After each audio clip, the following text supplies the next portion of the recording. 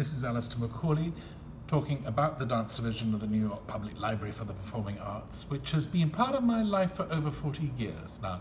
I arrived in New York on, I believe, a Thursday evening in January 1979. My first morning, I went to stand in line at New York City Ballet for standing room, paying $2.50, and I was number 2 in the line at 8 in the morning. Baryshnikov was making his debut in Donizetti Variations.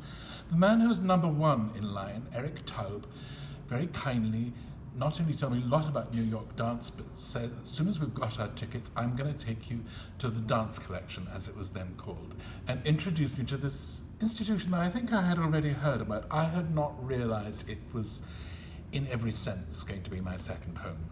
I moved in there that morning, found there were so many films for me to watch. These were the days when video and films were rare in anybody's household, but in England, you had no access to such films. So I went back 3 weeks later to London, knowing a lot more, not just about New York dance history, but actually about London dance history. I remember making my old editor, Mary Clark, Dancing Times, laugh because I had suddenly seen and had a sense of dancers, royal ballet dancers in the 1950s, because I'd been looking at films of them. Some of those rare films are no longer rare. They're out on DVD, but much greater rarities have now surfaced in the extraordinary archives of the dance division. I'm particularly fond and thrilled to have helped bring attention to the Victor Jessen films. And over the years, particularly the last 12 years when I've been living in New York, almost 13 I suppose, I've helped to draw attention with my beloved friends David Vaughan and Robert Greskovic to the Victor Jessen films of Fontaine, Soames and the Sadler's Wells Ballet in Swan Lake, The Sleeping Beauty and other ones too. Looking at the Victor Jessen films of Balanchine works such as La Valse and Symphony in C has astounded me, because these are the films made in the early 50s, showing us, in particular in the case of La Valse, the original cast with Tanneke Leclerc and Nicholas Magallanes, Diana Adams, really phenomenal. All of these things have been discoveries that have so deeply enriched my dance life.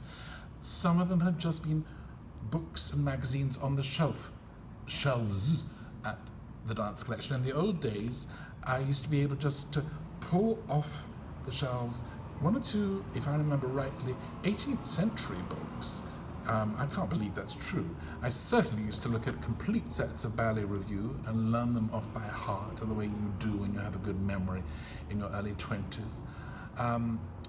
Every trip I came to New York from London, I would spend day after day at the dance collection, learning so much. Guess what? Now I've been living here much of the time for almost 13 years, since April 2007, working for the New York Times. Currently, I'm a fellow at the Center for Ballet. I've spent time going right back to the dance division again and again. My current discovery is to go through the choreographic notes made by Merce Cunningham. It's so extraordinary to me to go through the notes that he made for a work called Spring, Weather and People in the year that I was born, and to see how he worked out what he would throw the dice or coins for.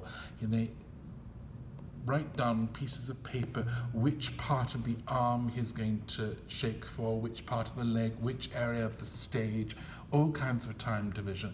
It takes you into aspects of Merce Cunningham's thought process in the way that I had never imagined possible. These are the discoveries of the dance division.